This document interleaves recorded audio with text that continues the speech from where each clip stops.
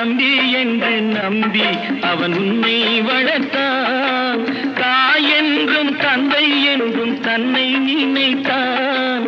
தாய் என்றும் தந்தை என்றும் தன்னை நினைத்தான். அது உனக்காக வாழ்ந்த உள்ளம் அல்லவோ, அது உனக்காக வாழ்ந்த உள்ளம் அல்லவோ.